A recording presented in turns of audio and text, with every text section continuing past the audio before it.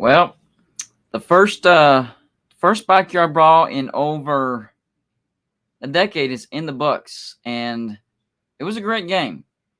We came out on the losing end. That sucks, and even more so, how we lost the game. If any of y'all watched the game, whether you're a West Virginia fan, Pitt fan, or a neutral fan, you could tell the way we lost was crappy. It sucked. As far as moving the ball in defenses, West Virginia was the better team. We were moving the ball much better than Pitt was. Our defense was performing much better than Pitt's. I think we got 5 sacks on Keaton Slovis. I don't think they got any sacks, but maybe they did get one, and I think they did get one, but we got 5 sacks. We averaged 6 yards per rush. McCormick, no, not McCormick. The backup for Mathis, I can't think of his name. Chat, help me out. Sorry, still scatterbrained. Dude, diamond in the rough. He might be the Steve Slayton. Remember Steve Slayton? He wasn't supposed to be our starting running back, and our starter went down, and he became the starter, and the rest is history. I'm telling you, this guy has Steve Slayton written all over him. Diamond in the rough.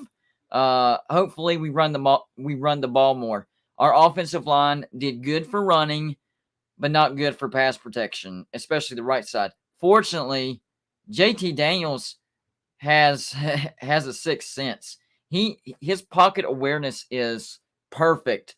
He's not a scrambler, and he's not a dual threat quarterback, but his pocket awareness is absolutely ridiculous. And seeing it live, I mean, there was so many times that there was so many times, and I agree with this super chat, by the way.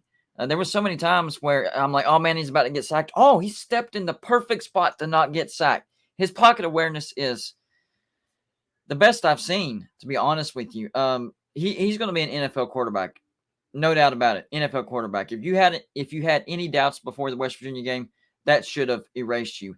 Jimmy Touchdown says West Virginia is like a woman, will always break your heart, and you're absolutely right. You're absolutely right. If you watched my live shows yesterday, I already talked about that. It's being a West Virginia fan, we are always on the short end of the stick when it comes to miracles and catching a break. We don't get them. We don't get them. Yesterday, what it boiled down to yesterday was West Virginia mistakes. That's why Pitt won.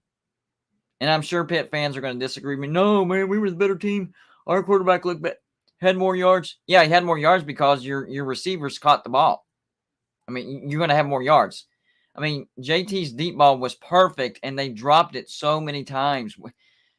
I know off the top of my head there was 2 dropped touchdowns for sure. Like deep ball touchdowns dropped. That's 14 points right there. Then, of course, the pick 6 where Bryce Ford Wheaton, I mean, it was thrown right in his face. It goes through his hands, hits off his helmet, and is picked off. Just a crazy – that's going to be marked as one of the craziest plays of all time in backyard brawl history. Seriously. One of the craziest plays. Now, as a West Virginia fan, there are some major pluses. Now, if you watch my channel, you know I did a reaction, and I was irrational. I was emotional. But I make sure to do that because it's important to capture the emotion after a loss. Okay? But 24 hours after that, you start to think and figure out and break down the game. There's a lot of positives that came out of the game, but unfortunately, the biggest negative is the final score. Travis Kenobi, what's going on, buddy? GBD, how are you, my man? I'm great, man. I'm actually in Charleston with my in-laws. We're staying here for Labor Day weekend. That's why my studio doesn't look like my studio. But I did bring my banner. I was hoping to get it on TV, but they never swung the boom towards the upper deck of the end zone. So, oh well. Met a lot of great people over there. I'm telling you, I think the rivalry has civilized quite a bit because, I mean, the chants are still there. We all know that. But as far as like interactions, I didn't see any fights, any altercations. We were in a parking lot across from BK Brown Constructions, about a quarter of a mile from the football stadium, and there was a bunch of Pitt fans, a bunch of West Virginia fans grilling out together, cornholing together, talking about past backyard brawls. We were saying, eat shit pit, and they were saying 13-9. I mean, it was a great time. It was a great time. If this would have been back in the 80s, I would have been scared if I didn't have a posse. Like, that's how bad it was. I mean, people threw batteries at each other and pennies and pretty much anything they can get their hands on. So I think it's calmed down as far as the civil side of it. I really do. Well, that's good to hear because there's no need for that nonsense. I No, mean, that's stupid. It's ridiculous. passionate, yes. Not not liking each other on game day. Leave that for the teams. I mean, the teams are the ones fighting. We're not. Right. We don't have any stake in it except that we want our respective teams to win. Yep.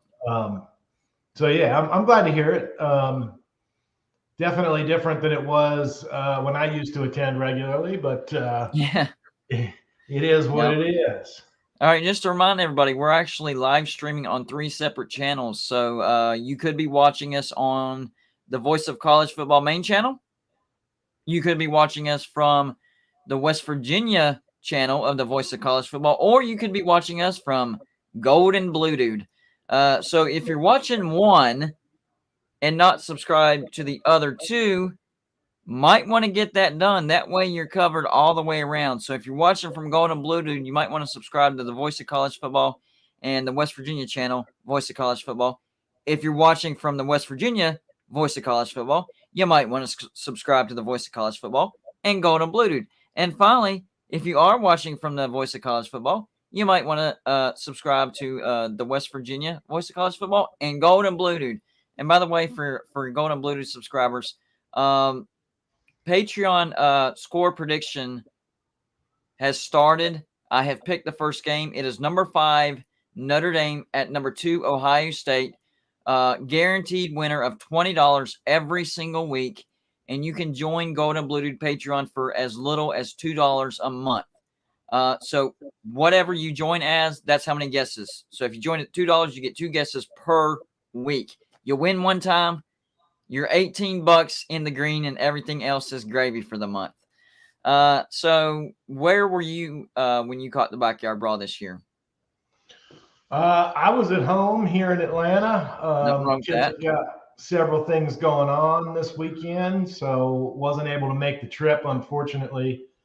I'll also miss some of my best friends in the world who are Pitt fans and West Virginia fans, and a couple of Ohio State fans in the group. We have our annual fantasy football draft on Sunday night, and I've only attended it remotely once, and this is the first time I'm going to miss in a while. So I'm disappointed in that. One thing that people don't realize about this, and I knew it, but I didn't fully grasp it whenever I talked to everybody at the game. This is called the Backyard Brawl, not just because of how close these two schools are. It goes beyond that. So when you get up into northern West Virginia and the Pittsburgh area of Pennsylvania, you have everybody growing up together, but one loving West Virginia and one loving Pitt. So you have people that grow up in the city of Pittsburgh that are West Virginia fans. You also have people that grow up in northern West Virginia that are Pitt fans. That's why they call it the Backyard Brawl, because you literally have friends that are pulling for the other team, even though you lived next door to each other. And to you, it doesn't make sense that the other person is rooting for that team. And to them, it doesn't make sense that you're rooting for the team that you're rooting for. That's the real reason why this is called the Backyard Brawl, because of how close people are. Like, and that's where all the hatred came from, because let's face it, who do we argue with the most? People that we're close to. So just imagine the people that you're close to choosing a team that you don't like. That makes it even worse. So there's a certain familiarity about it that makes it more intense than a lot of other bowls. There's no dividing line that separates. I think a lot of people think it's the Backyard Brawl because, they're only 79 miles away and there's a line. North is Pitt fans, south is West. That is not how it is at all. There is no dividing line. It is mixed up, and they got to put up with each other every single day of the year. Well, and I actually grew up from 4th grade on in Weirton, West Virginia, which is in that panhandle. The middle finger of the state. And my high school was pretty basically you cross a bridge to go to Steubenville, Ohio, or you go east, basically in a straight line and take 376, and you go to Pittsburgh. That's exactly right. And as a result, my high school graduating class, I mean, about 20% of them were Pitt fans, and about 10 to 15% of them were Ohio State fans, and the rest of us were West Virginia fans. And that's in the state of West Virginia, where You know we were what's funny, born and Travis? raised. You know what's funny? I see a comment. I'm going to get these super chats here in a second. Greg Adams says Pittsburgh people are very arrogant and self-important, and that's very true. And that's why West Virginia fans hate them as much as they do, because Pitt fans look down, like we're inferior. Here's a fun fact, though. Pitt fans, and I talked to a lot of them, they said, we hate Penn State fans more than West Virginia fans. I'm like, I didn't know that. Why? Because they look down on us. That's when we got into a conversation. Oh, you don't like it when people look down on you, do you? Well, how do you think we feel whenever, that's all we get? The inbred jokes, and there's only 4 family names in the entire student body and all this other stuff. Yeah, we know how you feel. Yeah, absolutely. It is kind of interesting to see that back and forth. But I mean, at the end of the day, it's like I've said before. I mean, Pittsburgh has a city, but at Pittsburgh, if it didn't adapt about 20 years ago, Pittsburgh would not be what it is now. It had to adapt because it was a steel town. Where I grew up was Weirton, and it was Weirton Steel. It was a steel town. The southern, like we all know, West Virginia is coal proud. I mean, I've got the sign on in back of me. That's made out of coal. Black diamond, baby. Because I like the guys who make it, and I like that it's made from home sourced coal. Yep. West Virginia mined the coal all the years, and then sent it up north to get produced into steel, or sent it to Kentucky or plants for AEP to make power with. Right. But like there's not a difference between a 4th generation steel worker and a 4th generation coal worker. They are both as blue collar as you can get. And Pittsburgh is a city, but at root, it's a blue collar city. They do talk down on us. Some of them do. Some of them are, beyond that now, finally. But apparently, your experience would say that might be the case. But it used to not be that way at all. But they both have blue collar backgrounds. We're country roads proud, and they're Steel City proud. Yep. We're both very proud people, though, and you start butting heads when that happens. And that's okay. Exactly. What do you think about this super chat? Vanity Rose, thank you for the $5 donation. Playoff expansion could be the gun at Notre Dame head because top 4 conference winners get the bye, and Notre Dame would not be able to get the bye because they're not a member of the conference. He says, if they go full-time ACC, West Virginia could tag along. I've been talking about that for over a year. That is definitely a big-time possibility, but it's also a big-time possibility that they could join the Big Ten. I do think that this will at least try to force Notre Dame into a conference. I'm just not sure what conference that would be. The Yates 27, thank you for the $1.99 donation. If you can't get a foot with CJ, pack it up and go home. Yeah, everybody's talking about that 4th down in inches. We're going to come back to that. Let me get to these other super chats. Jimmy Touchdown, thank you for the $5 donation. In over 30 years, I've never met a Pitt fan in the wild. That's funny. I think Pitt and the ACC fill Heinz Stadium with paid background actors last night. Oh, here's a big one right here. Jeffrey Foster, thank you for the $50 donation. Wow. CJ Donaldson, that's the name I wasn't getting, is an animal. I am very happy about the run game. I do feel much better after the game, even though we lost. Agreed. Thank you for doing what you guys do on this channel. I hope we can meet up at the Baylor game. We'll love to meet you. I still plan, last night, of course, after a loss, you'd think irrational thoughts. I'm like, man, I ain't coming to another game. No, 24 hours later, I'm good. I'm definitely going to try to make it to the Baylor game and to the Oklahoma game as well. But the fourth down, let's talk about the fourth down call. So a lot of people disagree with Neil Brown and the call on fourth, including myself, because of the yardage. Because here's the thing. We were running the ball down Pitt's throat at will, up the gut. We didn't have to get fancy and do in arounds and sweeps. Up the gut. We were pounding the ball. We had a goal line touchdown with JT. We were about a yard and a half out. I am 95% sure that we would have gotten that.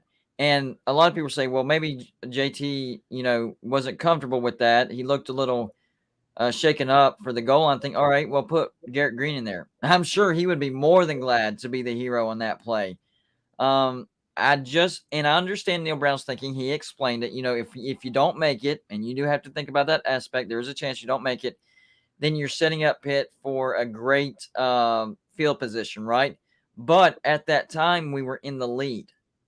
So, yes, you don't want to give up field position, but, you're still in the lead, and it's only inches, and there's 6 minutes left. You have a chance to almost put the game away at that point. I mean, you get that first down. I'm not saying it would put the game away, but, man, you get to chew up more clock.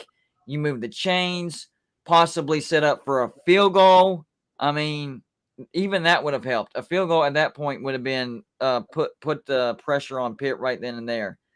What's your thoughts about the fourth down call? I have a lot of them, but I want to couch them first with saying that, like you said earlier, and like one of the super chatters said, I do take away a lot of positives from the game. Right. But I think that fourth, and I am officially dubbing that the fourth and Donaldson could breathe and go that far call. Yeah. Because it was fourth and a foot. It wasn't even fourth and a yard. It was right. Fourth and a foot. They called it fourth and inches, which is same thing. Yeah. The way he was running inches, that's in one breath. Yeah, exactly. So you've got several things going on. The last two drives, West Virginia's defense held Pitt to 7 yards total in 2 drives. Yep. West Virginia's defense was playing at its highest, at its apex of that game. They were playing fast. Yes, and they were, but not just fast, they were playing physical. I mean, yes, Pitt has, if not the best offensive line that we will face this year, it's top 2 or 3 at worst. Yes. And in those two drives that I'm talking about where they held them to 7 yards, there were 2 sacks and a tackle for loss? Yep. It's almost like, if we win the game, I write a little bit of a different narrative and say, Keaton Slovis saying F West Virginia, he's a big boy talking all tough whenever he thinks that he's got the protection of his friends and his offensive line. And 3 of the 5 sacks we had last night came from West Virginia boys. Yep. Came from Sean Martin, who looks different, man. He's a beast. Yep. And Dante Stills. So 2 West Virginia boys say, you know what? F West Virginia, we're coming at you. And they ate him alive for a good portion of that game. The momentum needle, which I think all of us as college football fans know. And the reason I'm saying this is that you got to properly give the backdrop here. The momentum needle was all the way on West Virginia's side. Oh my gosh. All the way. Tony Mathis started with a 7-yard run on that drive. Then C.J. Donaldson has a 2-yard run on that drive. And it's actually like 2 2/3 of a yard run on that drive because we literally have a foot to go, which is a third of a yard. And we lined up. We were going tempo. We lined up ready to snap the ball. Pitt was out of formation. They weren't ready. If we just snap the ball and hand it off to Donaldson, he might not just run for the yard that he needs. he might run for 40. Well, we did. Remember, it was third down, and we lined up and snapped it quick, and we got like a big chunk play on third down. So that literally proves your point. If we would have snapped it right there, we did it once before, and we chunked like it was like a 20 or 30-yard play. It was on third down. I remember seeing that because I was surprised. I was not expecting this. I mean, they saw something on the defense. If you do that again, I think we're nitpicking it too much. I don't even think if you don't need to even do that. The way we were running the ball, it didn't matter if we waited a half a second or 20 seconds later. If we snap the ball before the play clock runs out, we're getting the first down. I fully believe that. No, and that's right. We are nitpicking it, but I kind of want to give the backdrop for, I know that we have people that watch this channel that do not follow either West Virginia or Pitt. So I'm giving them the backdrop really in case they didn't see the game. But that's Pitt's fair. defense at that time, they looked completely gassed. Yep. I mean, completely gassed. And some of that was because they were dialing it up. You know, in the third quarter, they were on Daniels' butt the entire quarter. I mean, that they expended a lot of energy and they looked gassed. If we get a first down in that situation, you've got a gassed Pitt defense that now their will is broken because these guys just pounded it down our throat, and we're one of the best rushing defenses in the country. They just pounded it down our throat. What can we do now?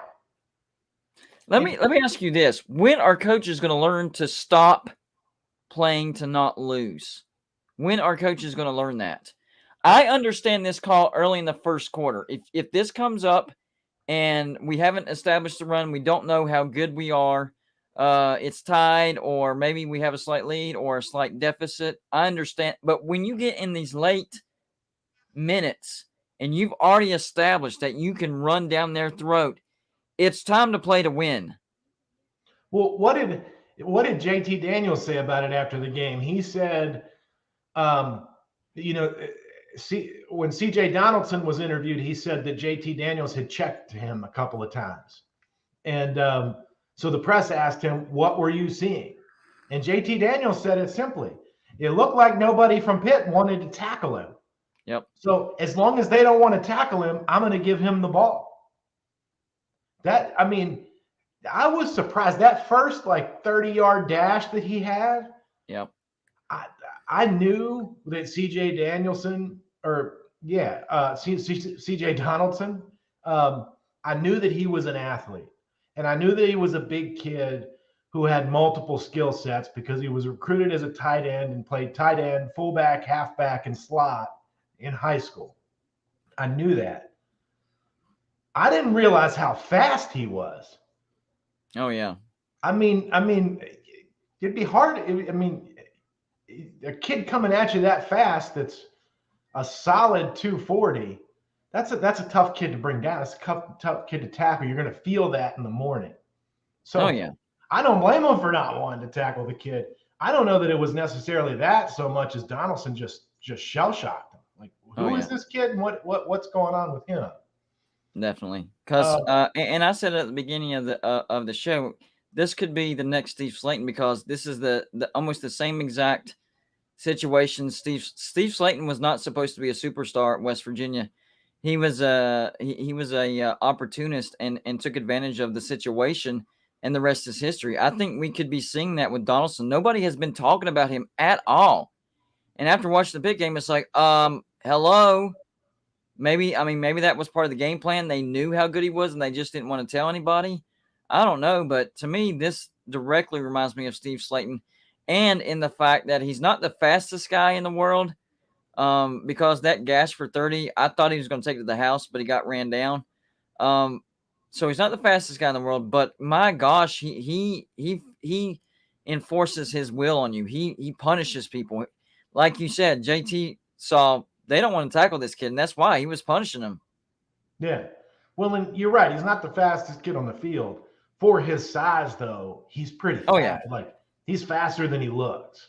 Definitely. Let me get caught up on these super chats real quick. Nathan, I'm I'm going to straight up guess with your last name. If I get it wrong, I apologize. Correct me in the chat. Nathan Connect. I know that's a weird way of interpretation, but that's a guess in my gut. I feel like that's right. Thank you for the $1.99 super chat. New West Virginia fan. I'm now in the Puck Fit Club. Welcome aboard. You'll love it next year, man. They're in for big problems in Morgantown. David Z, thank you for the $2 donation. How much did Golden Blue Dude invest in attending the game? I would say a total between the tickets, the gas, and the food. I would say at least $500. Jeffrey Foster, not Joey Foster, Jeffrey Foster. Thank you for the $4.99 donation. Says, would love to come on the channel at some point, and I think we can beat Oklahoma State. They do not look very good. I don't think they did anyway. I agree with that. Actually, anytime I have a live show, not this one. The Friday nights is Voice of College Football / West Virginia channel / Voice of College Football and Golden Blue Dude. So I don't bring anybody except for our scheduled guests. But my live shows just Golden Blue Dude. I put the StreamYard link out there, and anybody can come on. So next time I'm live, man, I'll put it in the chat, and you can come on, man. Bring it on. I love it. And I agree. I took Oklahoma State I took Central Michigan and the points, and that's exactly how it worked out. Oklahoma State is not as good as what they were defensively last year. And what did I say? I said they're going to have a little bit of a better offense. But Central Michigan, let's face it, their defense isn't exactly elite. So I'm sticking with my Oklahoma State prediction of taking a step back and going 8-4. And now they do look beatable at the end of the year, especially with JT Daniels. If our receivers don't drop the ball as much as they did, I mean, right off the bat, 2 deep balls that should have been touchdowns, and then other drop passes. I think there was at least 21 points left on the board, left on the field. Yeah, I think that's right.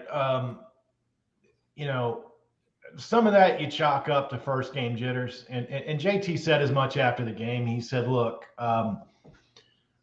we made some mistakes. Those mistakes came down to execution. Execution you can fix. What his point was is that you can't fix fight or lack of it, rather. Right. And he said that I'm with a group of fighters, and I think he's right. I think that the execution stuff will get pieced together, because let's not forget. I mean, I look at that 4th down call as Neil Brown sort of shying away from having his sort of career defining moment potentially. Yes, West Virginia career defining moment. He could have been a historic hero. Historic hero, flushed. Absolutely. But one of the things that got me the most about that play is that the whole preseason, what he is talking about is we are moving to the point where if we need to rush for a yard and everybody in the world knows we're going to do it, we're going to impose our will and get that yard. Well, You know what, big boy? Now's the time to prove it. You didn't back it up. And he didn't. And I hear his post-game presser. I understand, but at the end of the day, at some point, feeling matters, not analytics. And I think he did the opposite of feeling. That's exactly what I was about to say. He has got to back off his numbers aspect.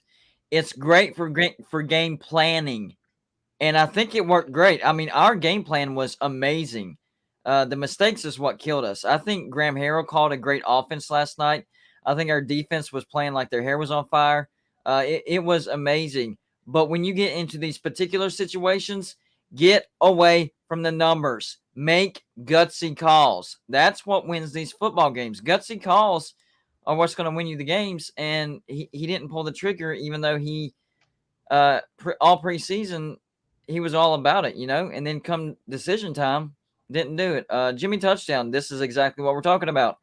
Neil Brown's 4th down call was playing not to lose rather than playing to win. Put Rich Rod on a plane to Morgantown ASAP. I talked about that last night in my emotion. I was all for it. I wouldn't be against it. I'm sticking with that. I know that's not popular. I wouldn't be against it because here's the thing. Number one, everybody deserves a second chance. Okay. I think if West Virginia approached him and offered him the job, he would be a lifer. He would have realized, he's like, I'm never making that mistake again. I'm done. I'm the type of fan that can forgive that as long as, he can swallow his pride and do his thing. Now, if he slips up the first 2 years, you don't give him a pass because he has a history, You bring him in. If he starts doing Rich Rod and we're being great, yay, we're back to being elite. If not, get out of here. It's not about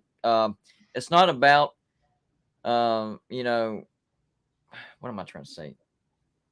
Whenever you have history with somebody, it's not like that. It's proving it on the field. So it's not that he's done it in the past and you would have to prove it. So I wouldn't be against it. However, I do, when I think about this game, there's a lot of great things out of this game, other than the fact that we shot ourselves in the foot. We ran the ball. I mean, this is the best running team I've seen since the Rich Rod days. Speaking of Rich Rod, better than any running team that Dana Holgerson has ever had. Bill Stewart, this is top-notch running. Defense, of course, better than anything Dana Holgerson ever had. Not quite as good as the 3-3-5 that we used to run under Rich Rod. Not quite to that level yet, but looks pretty stinking good. And JT Daniels is exactly what we needed. He showed me that he is as advertised. He's the same every play. Doesn't get too high after a touchdown. Doesn't get too low after a mistake, even if it's not his mistake. I mean, my gosh, Pitt, his perfectly, think about this, a quarterback who perfectly threw the ball. That's his ball, perfectly thrown, popped out of his receiver's hand, and was returned for a pick six, and he still almost won the game for us. I mean, come on. Nothing gets to this guy. Absolutely nothing gets to this guy.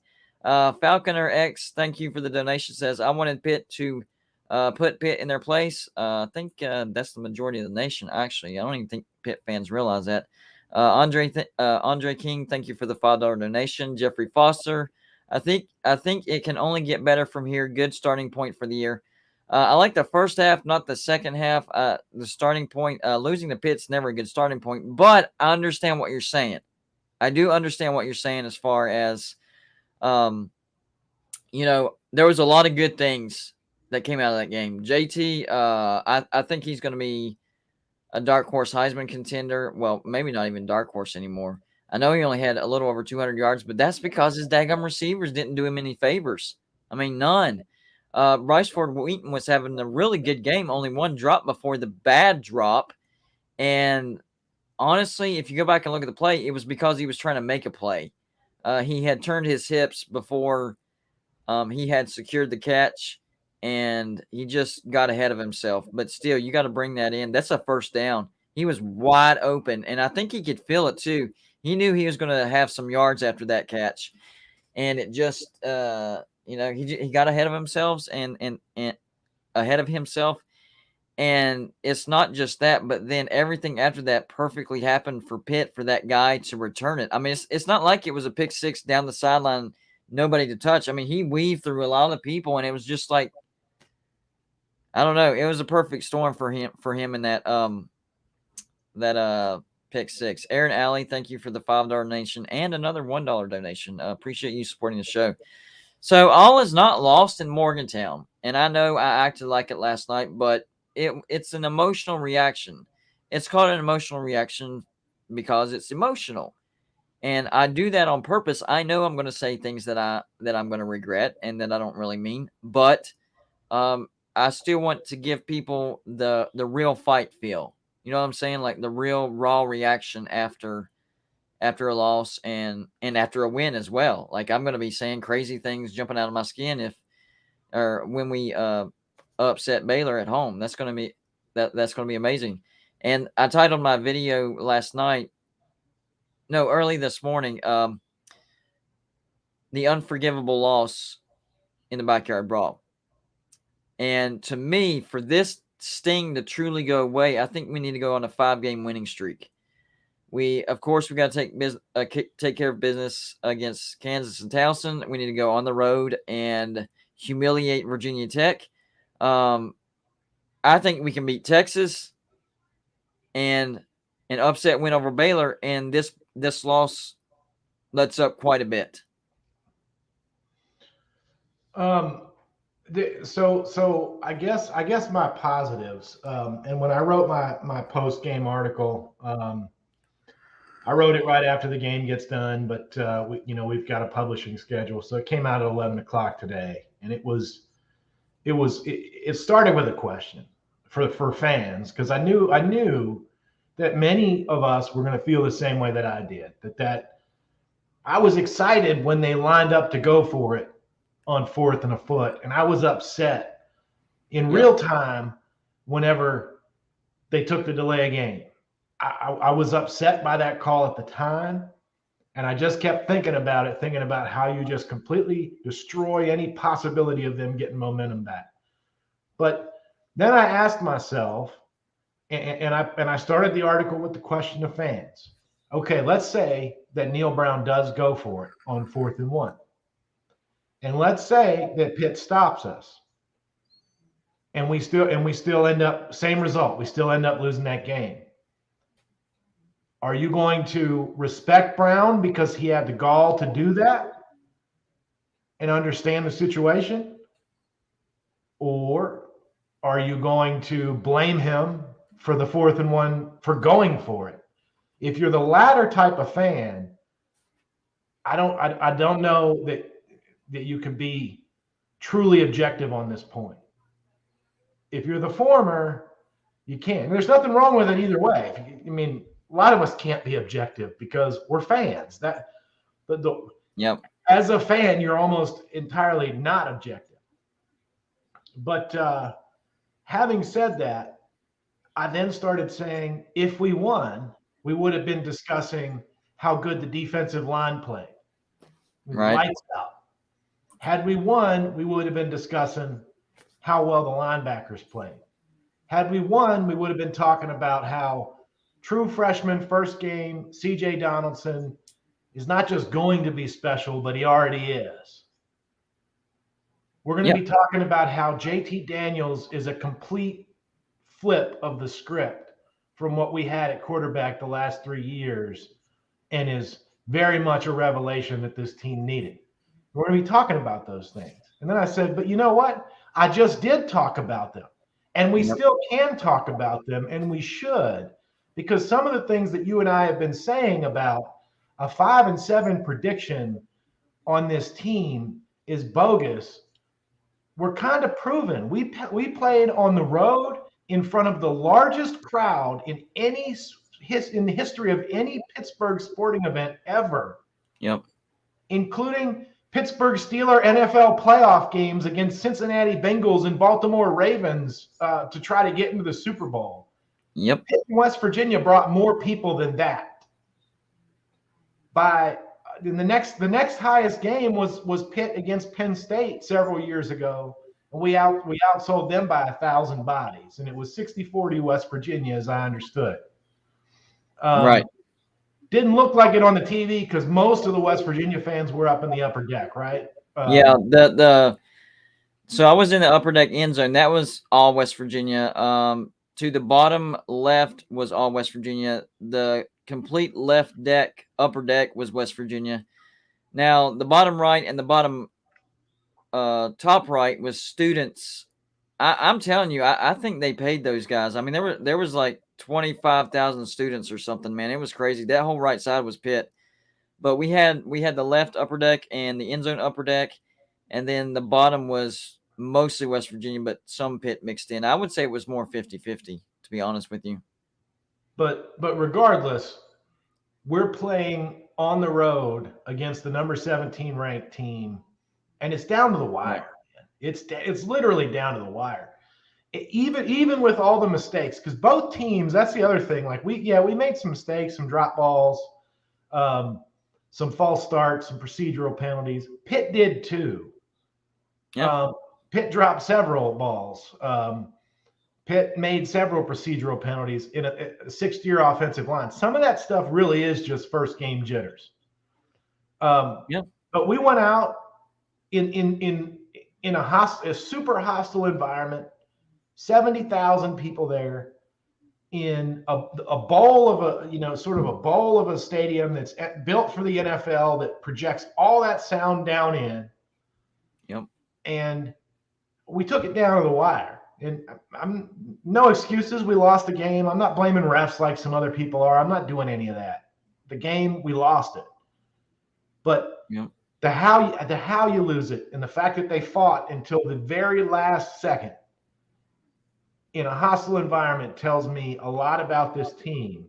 And when they go into Lane 3 weeks from now, similar situation, Thursday night game, ACC road. Hey, quick score update. Old Dominion's up on Virginia Tech 10-7 at halftime. I was going to say not against a ranked team and not against a very good team, because when I checked just before we started, Grant Wells had already thrown 2 interceptions. Yeah, he's not. You know what?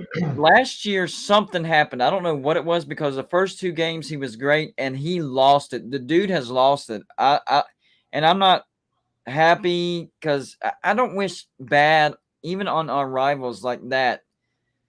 He's I don't know what happened to him, but he is not the same quarterback as those first couple games at Marshall and the season before, for that matter. Yeah. I mean, sometimes you like a loss like that seasons a team, and having a loss like that, I'd rather have a loss like that at the beginning of the season than the end. That's true. That is true. Now, I'm not saying not the Pitt. Not the Pitt. I don't think we're going to go undefeated the rest of the season. I don't think that, never did, and still don't. No.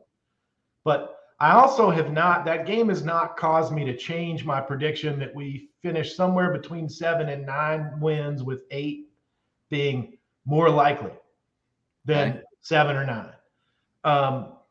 In fact, to me, it kind of reinforces my thought. If you would have told me before the game that we outgained Pitt in total yards, that we ran for almost 200 yards against Pitt, that we blocked a punt, that we dominated on the field position game, that we would have 5 sacks, which is pretty much double what Pitt had, and we scored 31 points and we would still lose the game, I would have told you either you're crazy or that's about the most West Virginia thing ever. Yep. Depending on what mood I was in at that moment. I would have believed it, to be honest with you, because I've seen it before in the past. I mean, that's the luck we have. Let me ask you a quick question. Have I ever said, in these words, that I thought me, Golden Blue Dude, not anybody else, okay? Have I ever? I think Neil Brown is a great coach. Have I ever said that? I don't remember those words. I remember. See, here's the thing. People are twisting what I've been saying. Here's what I've been saying.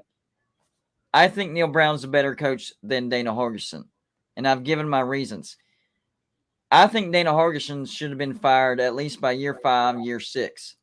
If Neil Brown keeps putting up the records he's been putting, including this year, 6-6, we need to fire him. And I know we have a $20 million buyout. That sucks. So maybe that stops it. But in my opinion, as far as wins and losses success, I'm judging these coaches on the same plane. Okay? I'm not saying that I think Neil Brown is a great coach and he's the answer for West Virginia. I'm saying, well, you gave Dana Holgorsen this much time. Why are you so down? I'm asking people, actually. You gave Dana Holgorsen this much time. Why are you down on Neil Brown at this point? Because in year 3, Dana Holgorsen went 4-8 and got smashed by Kansas. In year 3, Neil Brown went 6-6. So my thing has been, why do people wish that Dana Holgorsen hadn't left? Because the thing that Neil Brown inherited was absolute garbage. How many scholarship players did we have when he arrived? Like 20?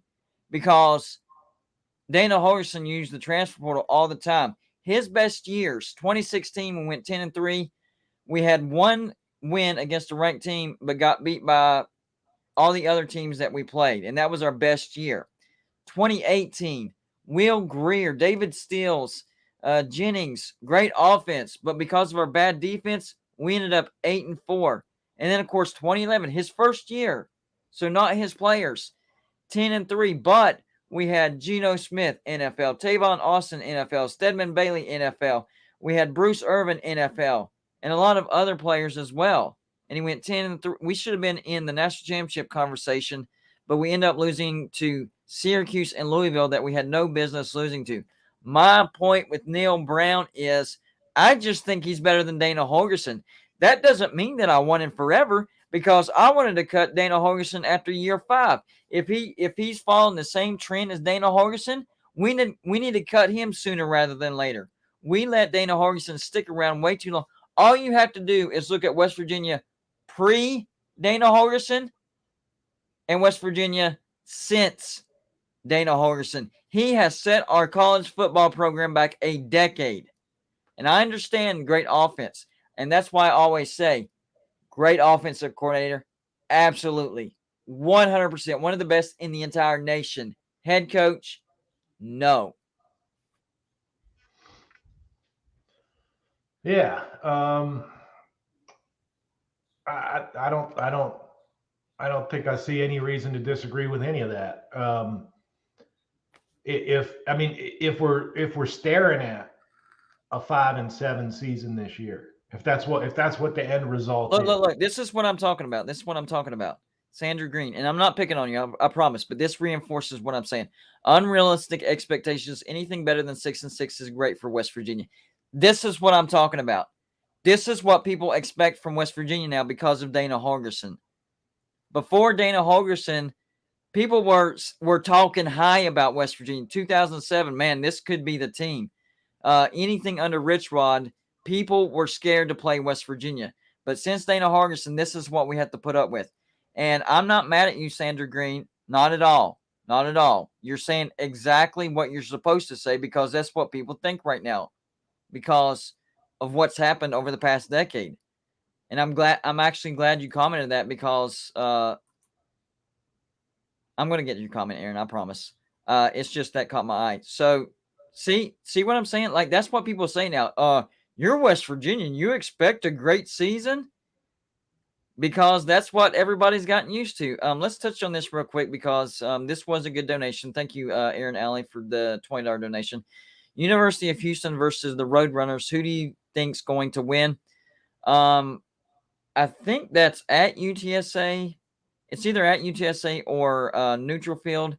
And Houston lost some of their defensive production. I think their offense is going to be not quite as good as last year, but not bad. And I think UTSA is I have them in my poll because I do this Facebook thing every year. Last year, Golden Blue to number 1, won $300. 70% against the spread. I try to back up what I say as far as I know what I'm doing when I predict. But I took UTSA and the points because they don't give you a chance of a straight up upset. But I think the Roadrunners will beat Houston because you look at Houston's record last year. Oh, they went 12-2. They went 12-2. They didn't beat anybody. They didn't play UTSA. They didn't play Cincinnati until the AAC. They didn't play UCF. They were beating a bunch of Rices, East Carolinas, Tulanes, Navies. They were beating a bunch of nobodies. They got smashed by Texas Tech in the first game. Absolutely smashed. Look it up if you don't believe me. They got smashed by Cincinnati in the AAC championship. And then they barely beat Auburn, who barely qualified for a bowl. Auburn limped into a bowl 6-6. Auburn got beat by South Carolina. I have the Roadrunners in that. All right. I had to address that because, that was a good donation. Absolutely. I'm not saying that. I don't know what that's referencing to. But AJ Panita, thank you for the donation. If we lose to Kansas, dude, that's not happening. I'm telling you right now, that's crazy talk. He needs to be fired. I would agree with that, though. If we lose to Kansas, he needs to be fired. And I'll drive from Raleigh to Morgantown to help him pack, but I don't think that happens. No, there's like a less than 1% chance of happening. Seriously, that's not happening. Yeah, let's not. An opening loss to Pitt on the road against 70,000. Let's not take that. I would have entertained that thought more before the Pitt game. Even though we lost to Pitt, I would have entertained that thought more before the game. because what I saw in that game was man, it was nice to see an actual offense out there. I know we dropped a ton of balls, but my gosh, JT Daniels knows exactly where to step to get out of pressure. He knows his reads like nobody else. The feel that he has for reading defenses and pocket protection. If there's a weakness, he steps into the strength. If the pocket collapses, he simply steps up instead of panicking. Amazing. He's an amazing quarterback. You know what surprised me about him? It wasn't necessarily that, because all that stuff is as advertised, right? Right. But seeing in real life is different, man. I'm telling you, it is different. And I watched an hour and 10-minute highlight reel that I found on JT Daniels in his a bunch of his plays at Georgia. And believe it or not, I know this is hard for some fans to believe, but like even Georgia's world-beating offensive line let pressure get to JT Daniels on numerous plays in numerous games. And a lot of the highlights were of JT Daniels sort of climbing the pocket or evading pressure or spinning around somebody like he did last night when he spun around, surely going to be sacked, and he spun around and got out of it and threw a ball and made a positive play. I mean, we've seen that with JT Daniels on his highlight reels, so that didn't surprise me. What really did surprise me, though, is how gritty that guy is. Oh, yeah. That's a young man who has some grit and fight in him, and he's fully embraced the blue-collar mentality of West Virginia football. That's what in his post-game comments, I mean, there were some people that watched it and were like, he needs to clean up his language. And I'm thinking, have you ever been to the locker room before? He said 3 curse words in a 5-minute spiel. I forgive him that, because if you're offended by cursing, don't watch post-game press conferences. Yeah, don't maybe don't watch. I mean, what do you think? They pick up curse words on the field. Don't watch college football or turn the volume down. Right. What do you think they're saying to each other on the field? I mean, exactly. Yeah, right. So, but you're right. It's intensity. That's what it is. And to get back to the point you were making with Sandra is that, yes, the perception is 6-6 is a good year for West Virginia, and anything better is outstanding. Yep. But again, before the season, based on what I had seen and heard, I thought we were 6-6 last year with a quarterback that, in the situations that JT Daniels was in last night, that the first miffed snap, but like that first drive was bad because Zach Frazier had 2 snaps where he didn't get it where he needed it to go. First game jitters, whatever. He got over it. He didn't make any other bad snaps the entire game. So I'm willing to let that go.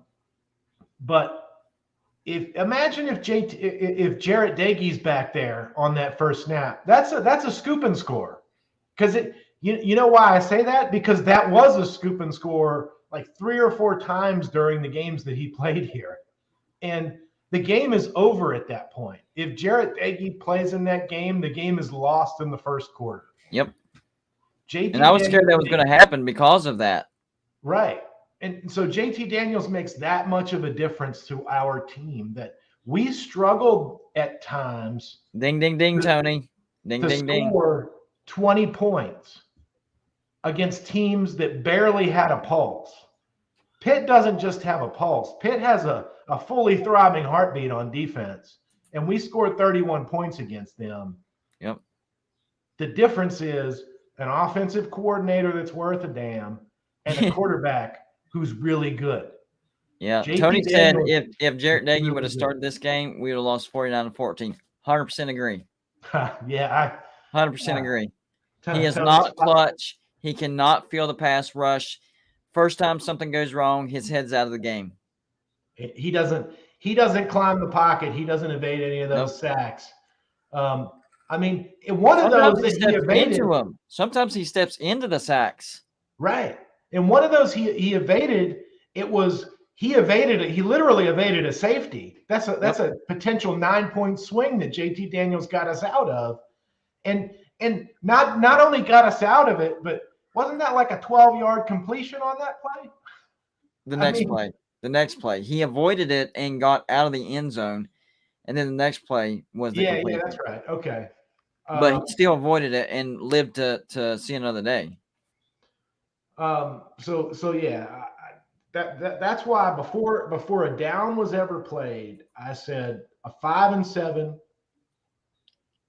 over under basically. I mean, it's 5.5 was the over under. So like a 5-7 record, that means there's like they think it's just as realistic that we do worse this year than the same as last year. And I'm thinking, what are you talking about? They must expect JT to get injured. That's the only way that makes sense. Right. I mean, they have to. And like we've talked about before, depending if he does get injured, it kind of depends on the timing as to what happens. But I still think a 7-win season is what kind of what at least one floor is.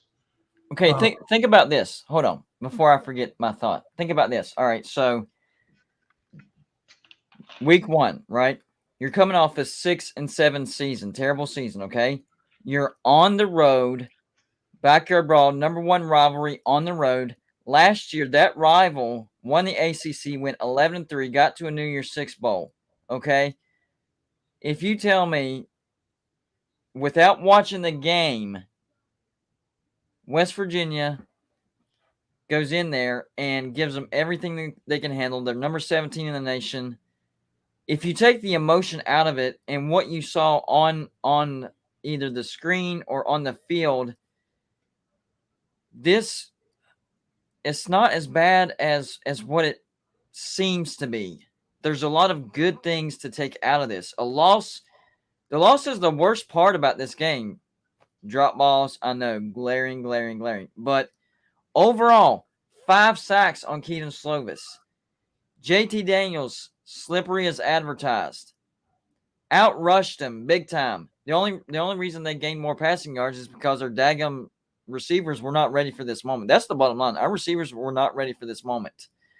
There was 2 deep balls that those 2 touchdown deep balls that the receivers flat out dropped. And then, of course, you throw in a crazy tipped pick 6 where we were up by, or it was tied at the moment. And my gosh, I know that's a bunch of what ifs and you know, if that didn't happen, whatever. But we played a good game except for a few key moments. And then, of course, the 4th and inches. Honestly, if we go for it there, we get the first down. At worst, we run some more clock at least. And we pin them with less time. We still pin them, and then with less time. So I know people want to focus on that, and it was a bad call, but there's a bunch of other good things that happened. And then, of course, the crazy pick 6 that just and the weird thing is JT came right back from that and just about daggum sent it to overtime. I mean, you come off of a mistake that wasn't your fault, that directly resulted in points for the other team, and you're still not phased, and you daggum send it to overtime. That's a hell of a quarterback right there. Yeah. Well, and you know, fans go back and forth on this. Some of us are dreamers. What if is the word of a dreamer is what somebody posted on one of the times I shared my article today. And it's right. What if is the words of a dreamer, are the words of a dreamer rather.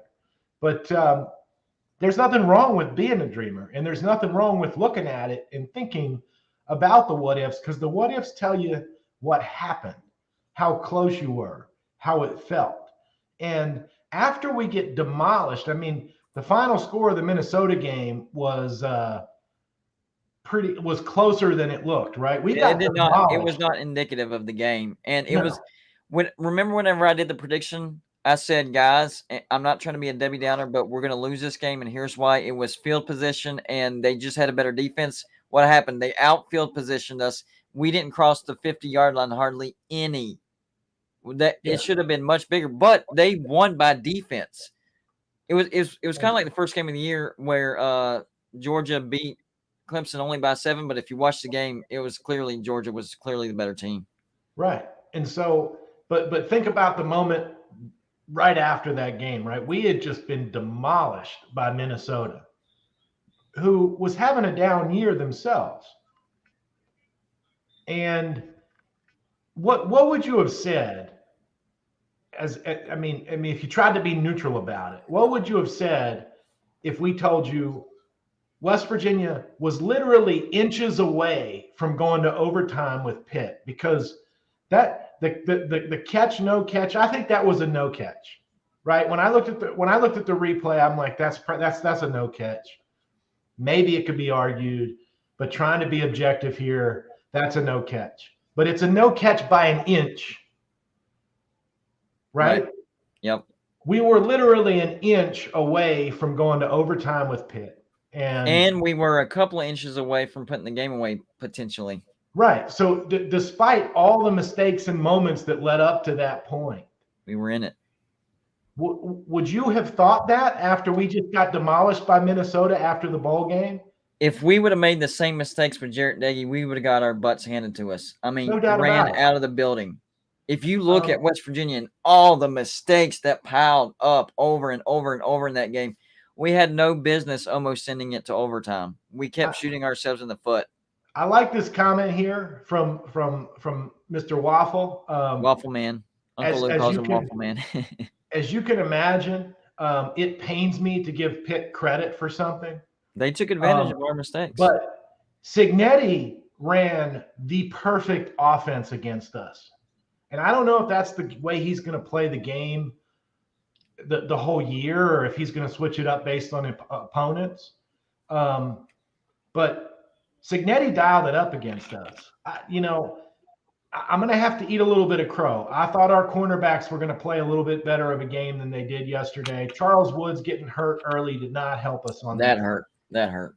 But our safeties also didn't play a good game. But fans are like, man, our secondary is in shambles. I eat a little crow because I thought the cornerbacks were going to play a lot better than they did, and the safeties were going to play a lot better than they did yesterday.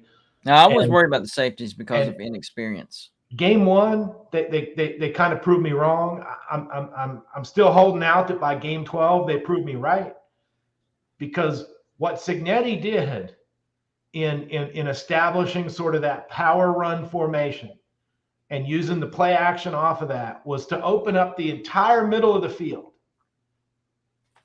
That's where your linebackers and one of your safeties are supposed to be, and our zone was way off.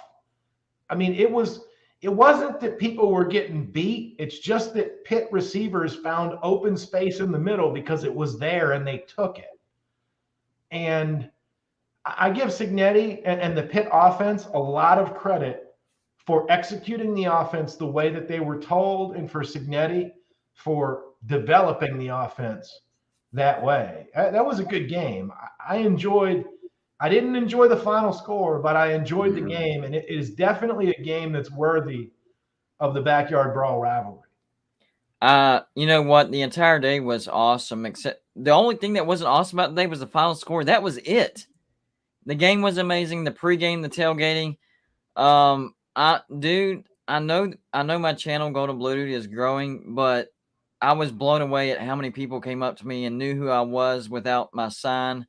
I wasn't going around, telling everybody who I was. I mean, I did promote, but people would come up to me and they wanted pictures and they wanted to talk about, the show, and West Virginia and Pitt fans wanted to do the same. It really, college football brings people together in ways that nothing else can. It's a hell of a drug. It is. And the highs are great and the lows suck. Yeah, and we'll be feeling it for a little while, but you know what cures a loss to a rival is winning several games in a row. And yeah, I don't. Well, what's good is what's going to help going on the road and being Virginia Tech, who's in my opinion, now Lower West Virginia will disagree. In my opinion, our second best rival. Lower West Virginians will say first. That's going to help a lot.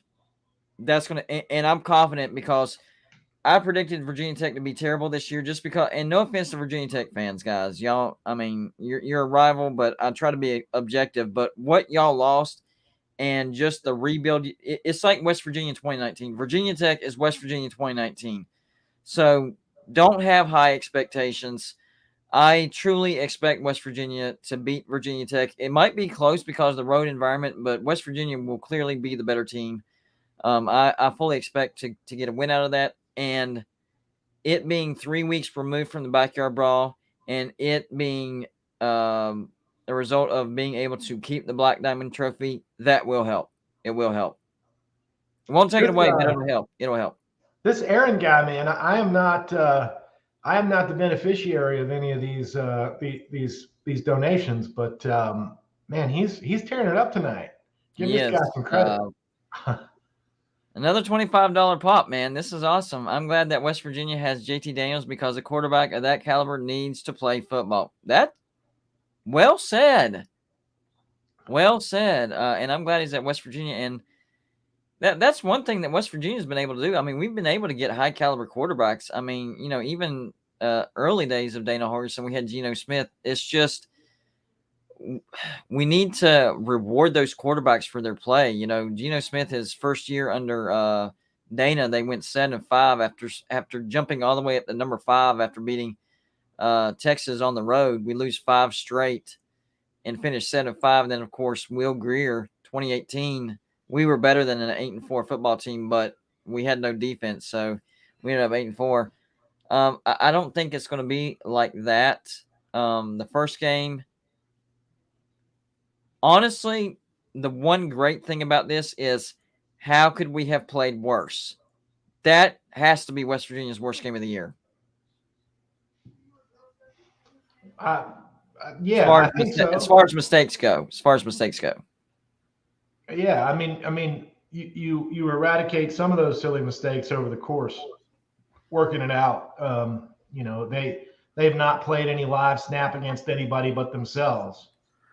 You know, I know that you weren't, you know, you were at the game, so you weren't watching ESPN, but the telecasters on ESPN kept saying over and over again, like, just think about it. The great thing about college football is that there's no preseason. You don't get to work out. That's true. You work them out real time in game 1, and you hope that you've got it right by game 12, and you hope that you haven't lost too much along the way. But look, special teams last night, like this is the thing that boggles my mind, and sometimes I just think we're cursed as West Virginia fans because special teams was a net liability all year, except for the first game or two when when we had a couple of kick returns, right? Winston Wright, but then they caught up to him and he tried to do too much, and then they became a net liability. Field position, we lost all the time. Man, we got an Aussie kicking the ball. Yes, he looked really good, man. What about special teams? That block punt by Donaldson. Now I know that I would say the punter took one too many steps, but that was a good. He was right in. I think even if the punter hadn't taken that extra step, he would have gotten his hands on it because if you saw, he got it in the gut. This wasn't barely with his hands tipped, so you eliminate one of those steps, he still gets his hand on it, in my opinion.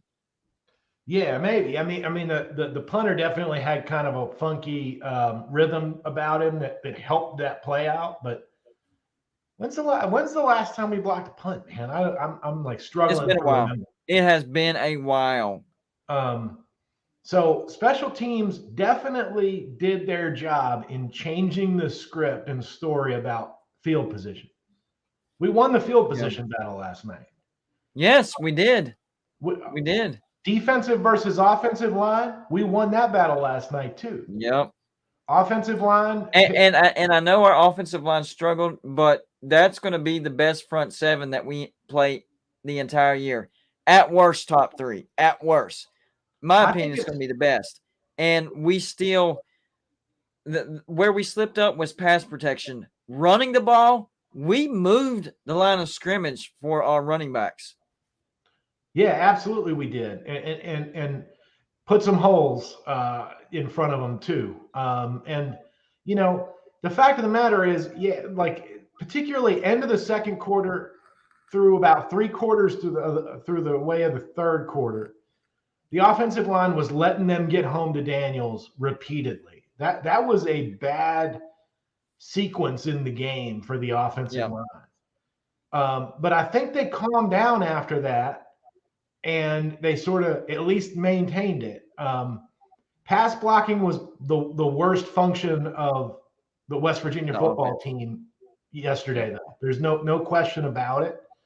But you're right. Drop catches is a close second. Yeah.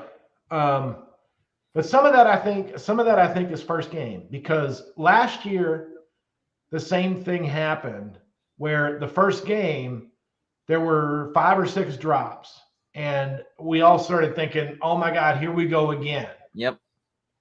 And after that, we averaged less than a drop per game. So I'm hoping we see the same thing this year. Yeah, me too. Me too. FSU 45, great $20 donation. One of the good supporters of Golden Bluted. I'm actually going to be hanging out with him tomorrow. So I'm up here hanging out with the in-laws in Charleston. Well, really cross lanes. And I could, if I wanted to, I could literally walk to his house right now. But I'm going to hang out with him tomorrow around, I'm going to say between 2 and 3 o'clock. We've already worked it out. But he says the only way to be better or be a champion is lose and learn from it.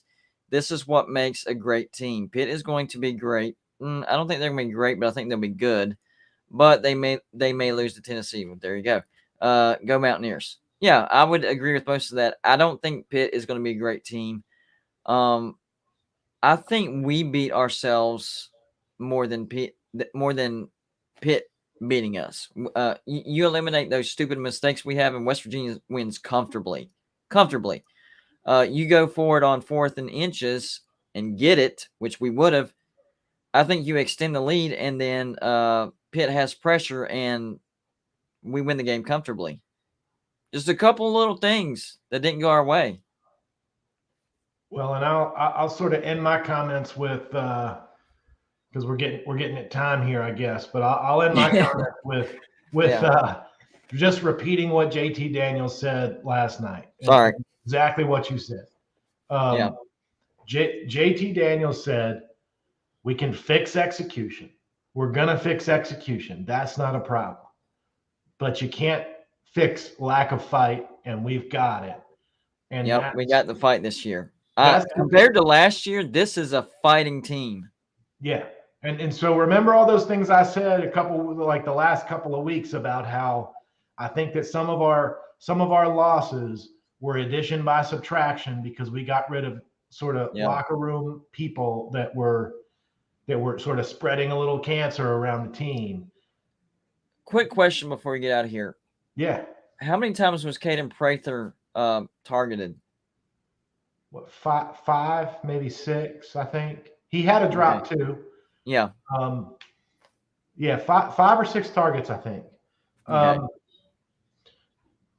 And I just thought of something as you asked me that question, and I think I've lost it. Oh yeah. The guy I thought we were going to miss the most was Akeem Messidor. Let me ask you a question. Yep. Did you miss him last night? Yep. I didn't miss him last night. On the run. Now, against the pass, absolutely not. We got 5 sacks against Slovis. Now, when I say miss him, I don't mean like, oh my gosh, that was like the most brutal loss ever. I just think we would have been able to stop the run a little bit better with him. That's it. Well, they still only ran. I mean they actually passed it quite a bit more than I thought they would. Yeah. And let me put it like this: I think we would have had more tackles for a loss in the run game. Is what I mean. That's the only thing that, and I don't mean miss him like, oh man, I miss him so much. I wish he was. I just meant as far as how it relates to the game, production wise. I can see that, but actually, I'm surprised by this because there was a period in time where Hammond was was kind of gashing us, right? Yeah. But overall, I just looked. I thought this was going to be higher, but the yards per carry from Pitt last night was only 2. Ours was like almost 6. Yeah, it was 5.8. Yeah. So I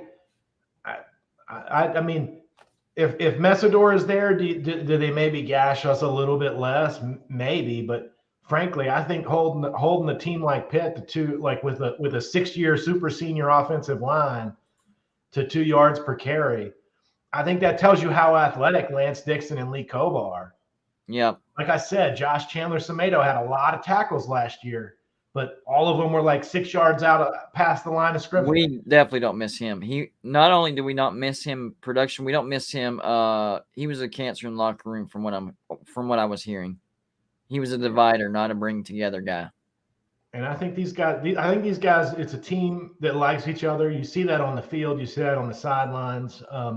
Even the backup quarterbacks, JT Daniels gets off the field and they're going up to him like, what were you seeing there? Teach me, like download what you saw into my brain, please. Plug it in and download. Yeah. Right. So I think it's a team that likes each other, man. And that makes me optimistic. Absolutely. And one more thing, FSU is agreeing with me, and I'm agreeing with him about Pitt. West Virginia did play well. We were the better team. Agree. And I know Pitt likes to throw it. Well, doesn't the better team not commit or commits the less mistakes? In a sense, yes, that makes sense. But what I mean by is stopping the opponent and rushing and passing the opponent. We honestly, we moved the ball at will last night. We really did. It was just we stopped ourselves so many times. We stopped ourselves. We moved the ball at will. I think the defense only had 2 bad drives, really, and the rest, one touchdown is a pick 6 at the worst time ever. But as far as the game itself, we moved the ball at will, and our defense was better than their defense. Really was. Yeah. So next time we see each other, it'll be the day before Kansas. Enjoy your Labor Day weekend. By at least 3 touchdowns, at least. It better be. In some ways, you just got to come out and say it. It better be. I mean, no disrespect to Kansas, they are a football team. Yeah, we did outgain them by 20 yards because of our passing game. We had over 200 yards rushing, averaging 5.8 yards a carry, and JT only had like 215 yards passing because our receivers dropped the pass. But moving the ball, we moved it very well. It was the mistakes that got us. Yeah. I won't dispute that. You could say the same on the Pitt side too, because they did drop several passes. But how did they run? They ran badly, except for the couple of series where Hammond was gashing us, and then we got that under control. Yep. That was it. Once we figured out what they were doing, we pushed, we adapted. So absolutely. Listen, you and everybody listening, have a great Labor Day weekend. You as well. And we'll see each other next week. Absolutely. Hey, before you get out of here, tell everybody where they can find you. So I'm Travis Kenobi. I'm on Last Word on College Football. Just type Last Word on College Football into your phone or internet browser, and it'll come up. And my articles are usually going to be somewhere in the top 10 on the site. So you'll see me there. Nice. And you can find me on Twitter. There you go. Absolutely. Travis Kenobi, Last Word of College Football. Appreciate you, buddy. Yeah, man. Take care. You as well. Another great live show, guys, and it's not because of us. It's because of you. Y'all show up and give us a reason to talk, so we greatly appreciate it. I'm going to be hanging out with one of my subscribers tomorrow. That's a great day. We're literally within walking distance right now, so it's pretty cool to think about it when you really sit down and think about it. So that's pretty cool. But appreciate everybody supporting the show, whether it's the Voice of College Football or the Voice of College Football West Virginia channel or Golden Blue Dude, wherever you're watching us from, we appreciate your support. Hit the like button on the way out. And if you're watching from one channel, go to the other 2 channels and subscribe. We're helping each other. Everything helps everybody. So we greatly appreciate that. Everybody that, man, the super chats were amazing this evening, guys. You guys were awesome. Great way to support the channel. Y'all know I do this full time. This is my job. It keeps the show going. And I'm literally at your mercy. You decide whether I keep doing this full time or not. And for some reason, y'all keep allowing me to do this full time. And I just want to say thank you so much. I really appreciate it. I know I get on your nerves sometimes. You get on my nerves sometimes. But hey, we all love college football, and that's what it does to you sometimes. It just makes you annoying. And I know I'm annoying sometimes. So I appreciate y'all y'all putting up with me and just keeping the show going, guys. It's up to you guys. It's up to you guys. So yeah, appreciate you. Y'all have a great Labor Day weekend, guys. All right, let's do some cookouts. Let's have some fun. If you got some fireworks, shoot them. Let it rip. Let's go.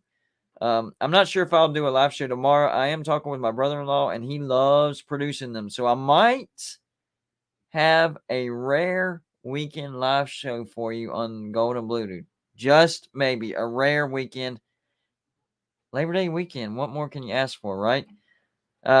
FSU 45, buddy. I will see you tomorrow in person. We're going to hang out and eat some Gino's pizza. Awesome stuff, guys. Awesome, awesome stuff.